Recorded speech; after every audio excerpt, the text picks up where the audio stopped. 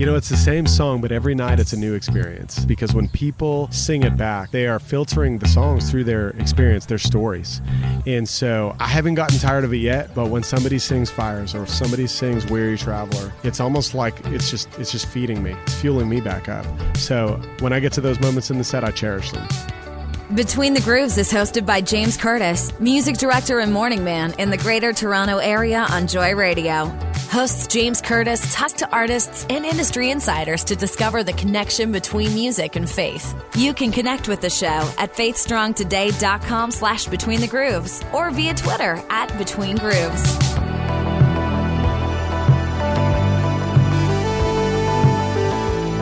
Episode 236. Welcome to Between the Grooves. James Kurtis here along with Aisha Woods. Hey, my friend. How you doing? I'm doing good. How are you? I'm doing good. I heard you say episode 236. I did. Okay.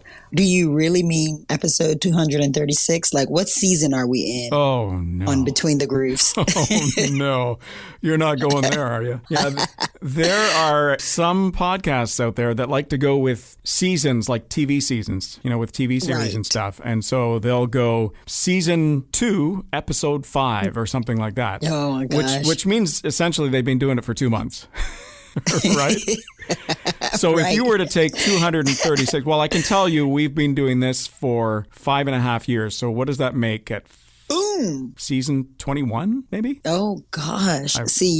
I'll tell you what it makes. It makes you a veteran. That's what it does. That just makes me sound old now. Look, okay, so we won't say seasons. We'll say you're seasoned. That's even worse. Here we go. That's even worse. Is it really? The time has flown, though. The fact that this podcast has been going for 5.5 years, the time has really flown. I honestly cannot. That's awesome. I cannot believe we've literally had hundreds of guests on this show. That's a lot of great conversations. Absolutely. The guest today is a repeat guest. We don't often repeat guests, as you know, but this guy I had the opportunity to chat with at the Kingdom Bound Music Festival a number of weeks ago. He's a Canadian singer, songwriter. We've been playing his music. Oh, Canada. Yeah. We've been playing his music since about 2016, I guess. Okay, But cool. many U.S. stations are now, quote unquote, discovering him. They've he's new to them. He's not to us. He's a longtime friend. He's just been nominated for a couple of Dove Awards. New Artist of the Year, Short Form Music Video of the Year for his hit Weary Traveler. Our guest, none other than Jordan St. Cyr. Someday soon we're gonna make it home. Someday soon we're gonna make it home. That just does it for me every time. Yeah. I wasn't, to be honest, I wasn't a huge fan of that particular song because he's got some other great songs as well that never made it to U.S. radio stations, and we were playing them. And so that one just seemed a little on the slow side when it started, but it grows on you. It really does. And that bridge is incredible. Like it just kind of, that's what made it for the song, right? So it takes it home. Yeah. So looking forward to sharing that conversation with everyone in just a moment. Now, one of the things that's interesting about Jordan is the fact that he's had a lot of upheaval in his life, in his family over the last little while. He's relocated to Nashville from Canada. Yes. He's had some health issues with his family. And the one thing I'll say about major events like that in your life, and it could be anything from the birth of a child to a death in the family, a new marriage, even school starting up. I mean, all of that is a major change. And those are the times that your faith is tested. Sure is. If you think about the fact that they always say the gospel is ripe for people who are having major events happening in their life. Again, marriage, death in the family. That's the reason why it's great when you have celebration of life or a funeral service where the minister gives an altar call, because that's the time when people are thinking about what's going to happen next, right? Oh, yeah, for sure. So absolutely. And the opportunity to catch up with Jordan about some some of that stuff happening in his life, I think is really timely, because normally we wouldn't have a guest back so soon. I think he was on last year, the year before. And again, we wouldn't have a repeat guest unless there was something for them to contribute, stuff worthwhile to listen to. And so that's why I thought it'd be great to bring him back. Yeah, he mentions the importance of a healthy home. And just like you were saying, you know, when you go through things, your faith is tested. It's when the rubber meets the road. Yeah. When you get to really determine where you stand, you know. And God said in his word that he's strong in our weaknesses. You know, his strength is made perfect in our weaknesses. And just his story and hearing the things that he's been through, and his faith is still strong. And he's still going. And that's like major encouragement to all of us. Yeah. It's certainly relatable for everyone.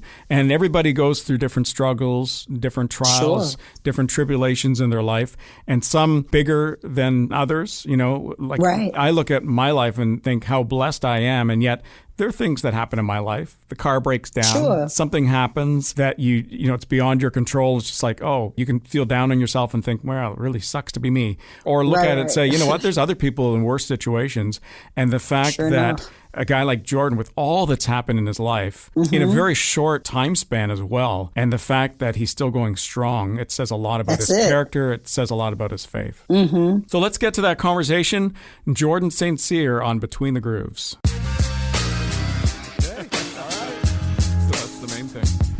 So, here we are at Kingdom Bound. Tell me what's happened in the last few months for you. And everything from your family to, oh, by the way, we're moving to Nashville. Right.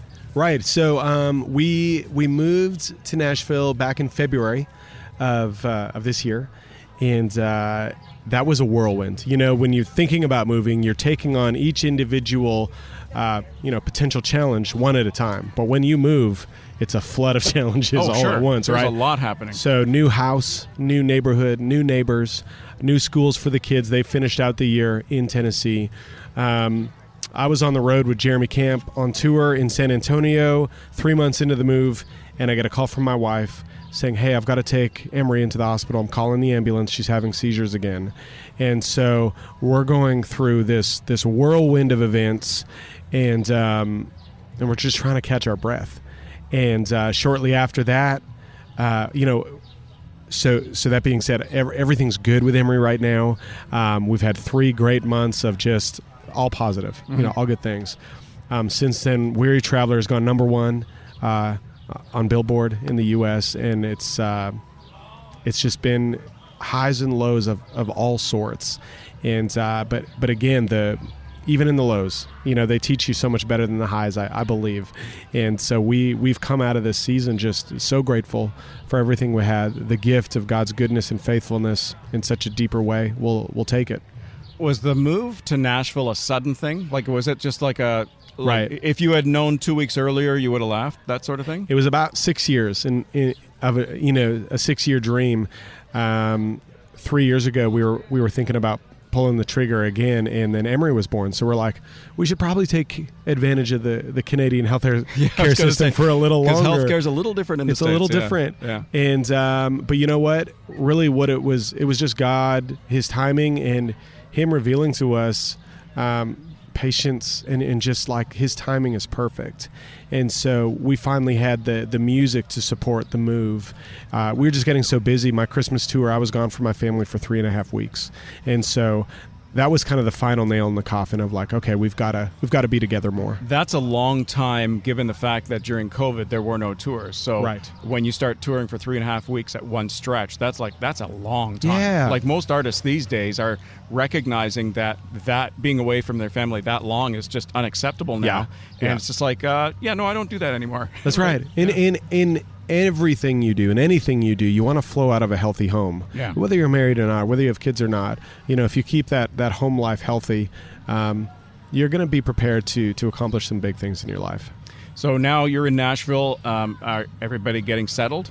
Yeah, our kids finished strong with school. They felt like they were so behind, learning math a different way, or our 7-year-old wasn't quite reading at the level she was supposed to. So everybody felt like a little less than. Right. And then we get the report cards at the end of the year, and our middle guy, Liam, who would rather live in the bush barefoot, kind of like Tarzan, he had 1 B on his report card. The rest were A's. Wow. So we were just blown away. Like, we hit that valley of like feeling like, oh man, are we not, teaching our kids right or whatever, and then all of a sudden coming out with such positive news. It was just, again, another sign of God just showing up in a big way.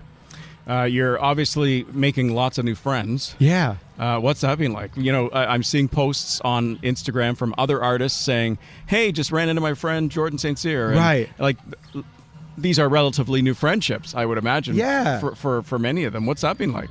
It's been really neat because, artists, nobody's really from Tennessee or Nashville, right? We've all moved there, and I think a lot of these artists, they've had to sacrifice something really big to be where they're at. And so you start to have that in common. And you meet these guys and girls, and they're like, you get me. So it's really like finding home in people. It's pretty cool. It's interesting because everybody in life has a different role, and what you do for a living is going to be different. And hopefully it's something you enjoy. Hopefully it's a passion. Yeah.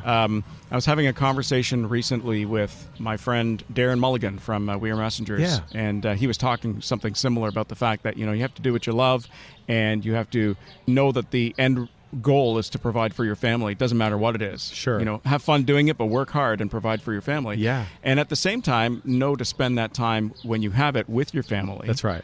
Right. So, I guess for you, has there been any change? Because I think you're touring a lot more than you have been. Oh, absolutely. So how does that relate to your kids now? Like, they don't see you for a few days on hand. That's right. At a time, and then now all of a sudden you're showing up at home. What's the result? Like, what's the feedback? How are they responding to you? Do they recognize you? That sort of thing. It's not easy. You have these exit and re-entry seasons, right? Yeah. Of like leaving your family. The best part about leaving is coming home, always. It's quality over quantity. I heard it said best years ago. Bart Millard was on this, I think it was this radio interview, and he just said, there is no balance, really, but you have to tip the scale of life in favor of what matters most to you.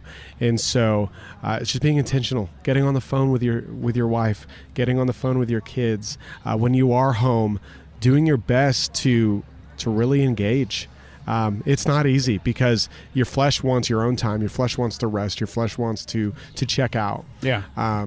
But I've always had 2 dreams in life. One was to have a career in music, but even greater than that was to have a healthy family and be a present father and a good husband. And so you just got to pour into them when you're home.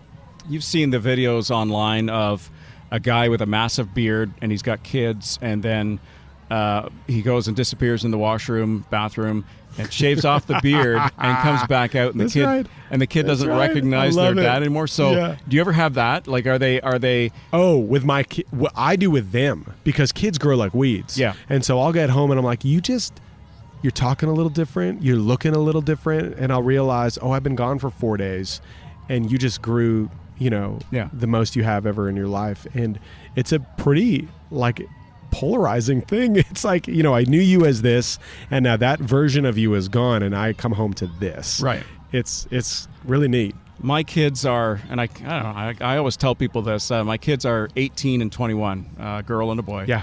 And even now, at that age, when they don't want anything to do with their dad, right, and they do, but they don't. Sure.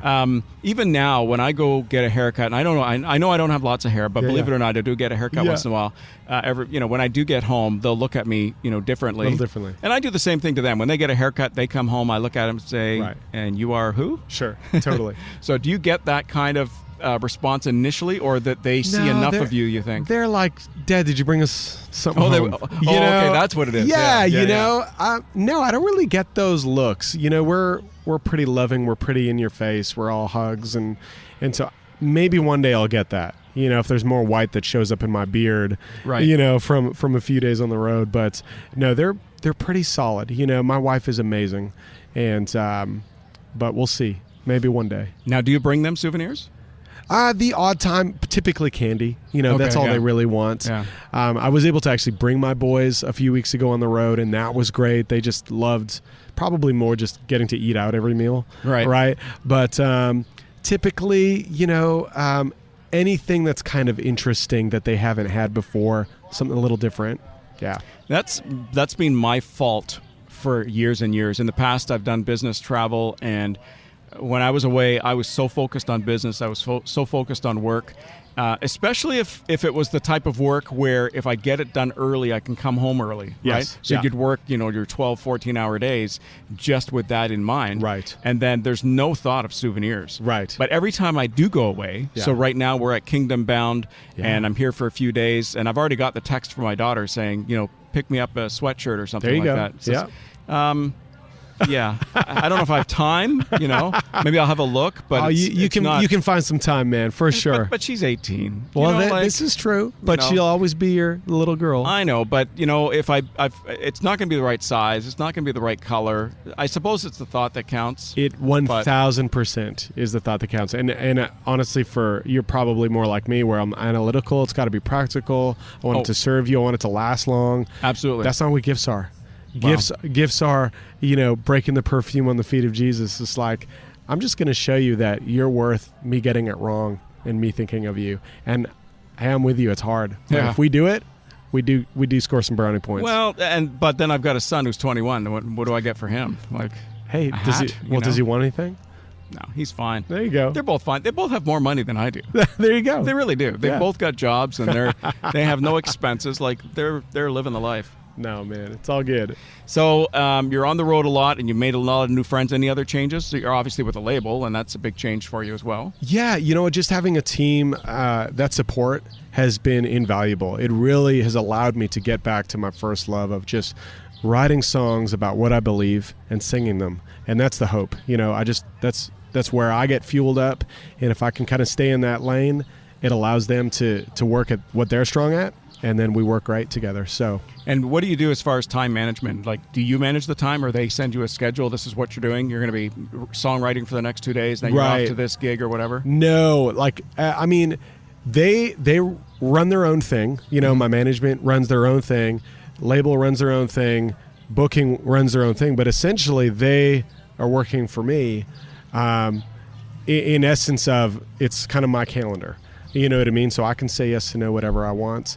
And take on as much or take on as little as I want, and so that'll ebb and flow through different seasons. But ultimately, I try and fill up my calendar with shows and songwriting. Given the fact that you are doing a lot more touring and you're with a lot of other established U.S. artists, Yeah. Have you taken anything away from them? Have you learned anything from their work ethic of what to do or not to do? Oh, absolutely. Like what?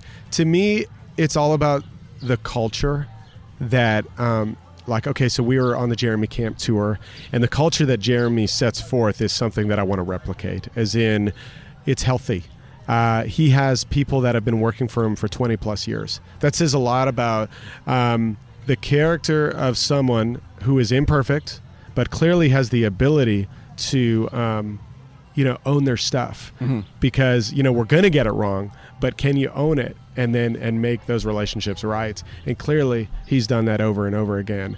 And I see that as such a light in an industry that can be a little dark at times. Yeah.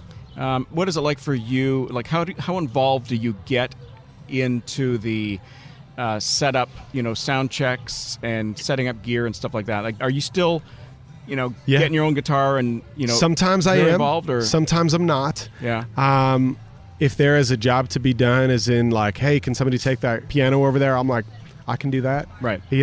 Like, I understand that part. I guess what I'm driving at is one of the groups that was at Kingdom Bound was For King and Country. Right. And Luke and Joel didn't start that way, right? Right. They started as the lighting and getting their hands dirty guys. Oh, yeah. And they understand all that stuff. Right. And now they're in a season where they are the artists.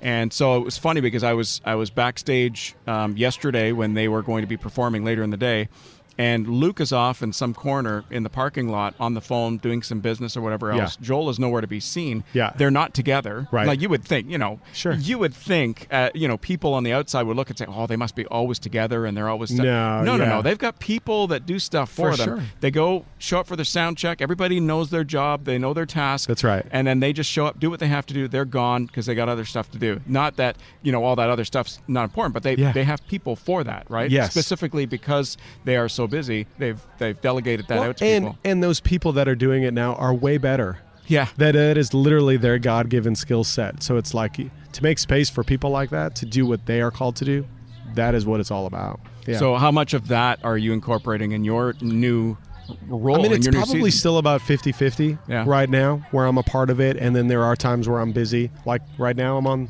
a microphone with you, and we're set up for tonight, and I feel very served and taken care of.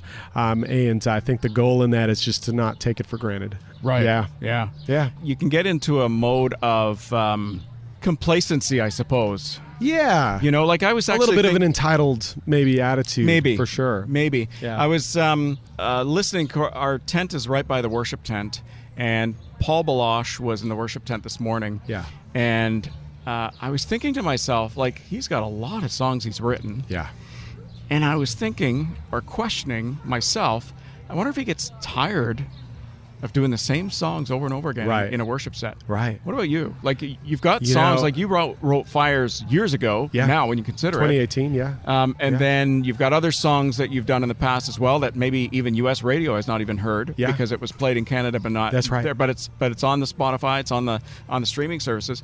But you're now performing and you've got a bunch of songs you're doing, but it's the same songs over and over again. Do you get tired of that? It's the same song, but every night it's a new experience. It really is, because when people sing it back, they are filtering the songs through their experience, their stories. And so I haven't gotten tired of it yet, but when somebody sings Fires or somebody sings Weary Traveler, it's almost like it's just feeding me. It's fueling me back up. So when I get to those moments in the set, I cherish them. Yeah.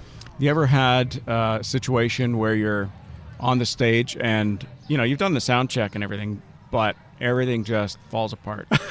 Yeah. We were a few nights ago, and it didn't fall apart, but it could have and it should have. We had, flight delays. We were supposed to sound check early afternoon, like maybe shortly after noon. And we got there at 4:30. We're supposed to clear the stage at like 5. We got to set up our gear. We got to check our ears, like our in-ear monitors. And it just takes time. Yeah. It takes time, and nothing was working. That if you're a sound person, that pair of ears was in mono, and that one was, panned all the way to the left and not working properly in stereo. And I'm only getting, some of the tracks in my left ear, and the click is on the right, and we're running into all these issues. And 5 o'clock is approaching, and the guy's looking at me, and he's like, "Hey, it's time to get off the stage." And I'm like, trying to stand in that tension of like, we cannot play unless we get this right. And this is a big show. We're literally opening for Skillet, which I don't even know why we were opening for Skillet. It's such a departure, but I think that's what they were going for. And so, it should have fallen apart, but everything kind of came together. And I think every show is its own show. It's like those little challenges that make it unique, that if you can embrace them and walk through them, that's what's going to make that night special. So what did you do? Like, if I were in that situation, that's a high stress moment. Yeah. And like, I am freaking out. I used to fold. And say, okay, we'll figure it on the first song. We'll wrap it up. And now it's like, no, we need the tools to do the job. And I know it's unfortunate that our planes arrived late and all that, but you guys did hire us to do this job, and these are the things that we need. And so it's about standing in that tension relationally of serving that person that is not very happy with you, but then also standing your ground and saying, hey, I understand, I see you, I hear you, I feel you, but let's make this right. And so, I think there definitely needs to be compassion in moments like that, and understanding that, especially in this day and age, you can't control the airlines. Like, no, there are things happening it's that a bit are of a mess right beyond now. your control. That's right. Exactly. Yeah. Now, just to be clear, though, so what time was the concert? The concert was at 7:00. Okay, so you were the last sound check as well. Well, we should have been the first sound check, but yes, we were the last sound check. Right. Yes, like Skillet had done their stuff and whoever else. Right. Yeah. They were ready for us at 2:30 or something like that. Well, what do you do? What do you do? That's just it. And so it's our job as leaders is to lead, and we get to lead people through the tough times. And so it really was a moment for us. It was a moment for production to, again, these are not Christian guys, right? So how are we going to operate under stress? Well, it's the fruits of the Spirit, man. It's patience, self-control. All these things should start to blossom. And it turned out to be a great experience for everyone. Okay, so I was out at dinner. I don't know why I'm going to share this story with you. I was out with my mom and my family for dinner a while back, and we're sitting at the restaurant. It was not crowded by any means. Like the restaurant was half full. Okay. We went early on purpose because we didn't want to be there when it was crowded. And we get there, we're sitting there for half an hour before somebody came to our table. Right. And it was, I was starving. I had skipped lunch because this was, hey, we're going to have a really nice dinner and stuff. I was going to have ribs and whatever else. And so finally somebody came to our table and said, is anybody serving you guys? Yeah. And I almost blew it. Like, I almost flipped out. I didn't, but I was upset. I was very sarcastic. I said, we've been here for half an hour, and like, what's going on? They said, well, let me check for you. They came back. They said, well, it looks like they decided to switch servers at the last minute. Apologize, your server will be here shortly. And so the new server came, and I said, no, I recognize this is not your fault, but we have been waiting here for half an hour, and this is just unacceptable. So my mom took offense to that. Okay. She took offense because she felt that could be an opportunity to share the gospel with them. Right. And my position on it was, I'm a Christian. I'm not going to let people walk over me because I am a Christian. Right. Right? Yep. So what are your thoughts? I love this question. So I wrote this song called All Over Again. And it's not like the hit on the record. It's kind of like a bridge song to get to the other song. But it's this opportunity to meet Jesus all over again in the mundane, in the mundanity of life. And I think it's all about when Jesus talks about turning the other cheek. And so often as people, we go passive and do nothing, or we go aggressive and we hit people over the head with a 2x4. And Jesus talks about this middle way, this middle ground. And I think it's about making it about them. As believers, as Christ followers, we have to lay down our life. That's a constant every day. And so if you want to experience Jesus in a new way, engage the person that's in front of you and make it about them unto losing yourself. And I know that's hard, but it is dying to yourself. And our pride gets in the way, our ego gets in the way. But I've found that those are the powerful moments that we miss every day. So you're saying my mom was right? No, I'm saying your mom sounded passive, and I think you sounded aggressive. Yeah. But I think Jesus, there's a middle ground there. Yeah. And I don't know it. I don't have an answer for you. Right. But if you engage or if you encounter a situation like that again, I think it's an opportunity for us to check our humanity, to be like, okay, Jesus, how do I walk through this? Not hit the guy over the head with the truth, not to be, all grace and just let it slide, but to kind of show both. Right. Because I think it's not about getting walked on.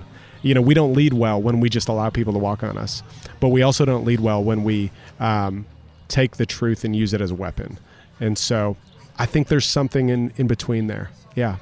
Okay, so we don't have a solution yet, so I'm going to have to check. I think it's a case-by-case basis. Yeah. Jesus is so relational and so personable that the answer lies in the present moment. Yeah. Well, that's deep. Yeah, man. More than I was expecting, but that was good. Listen, go. Thanks for stopping by. Yeah. I know you're busy. Thank you. You're probably going to be hungry, get some dinner That's and stuff, right. and I'm going to do the same thing. So, all right. Thanks for swinging by, and look forward to your set tonight. Appreciate it, man.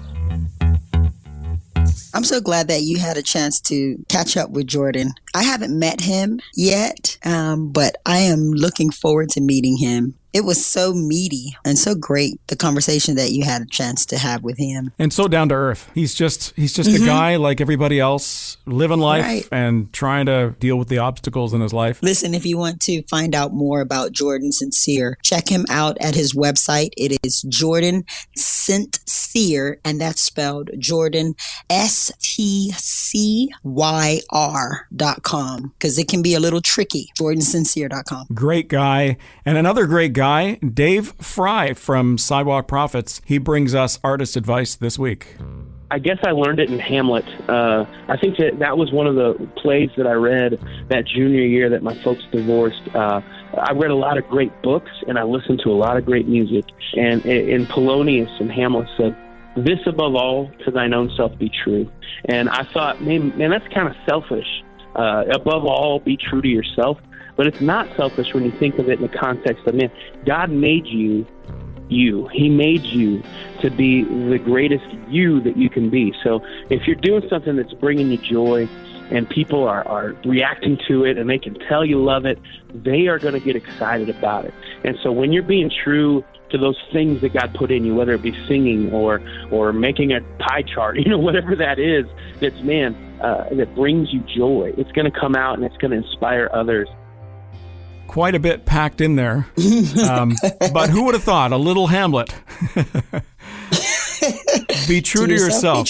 Be true to yourself, exactly. Using the gifts that you have, using them to glorify God and having some fun with it. And that sounds like what he said, especially when it came to the songwriting side of things. And I definitely can attest to that. The importance of embracing your uniqueness, because for so long, well, as long as I can remember, even with writing and being a recording artist, they would always try and put you in a particular category or put you in a box, you know? Yeah. This needs to sound like this, or this needs to be with this format, or what have you. And it's like, listen, forget all that. Can I just be who God made me to be?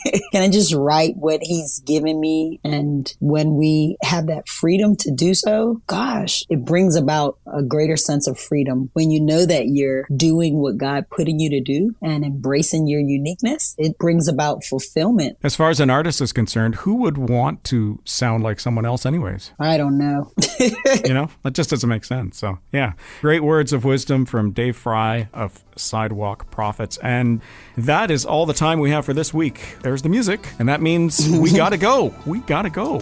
Make sure you subscribe to the podcast. Have a listen whenever we have new episodes dropping, and leave any comments that you'd like as well. We love hearing from you, and we will see you next week. Don't forget to like us on Facebook, follow us on Twitter, and subscribe on your favorite app, including Apple Podcasts, Spotify, or iHeartRadio. Yes, sir. See you for the next season. Oh, no. Had to bring that back.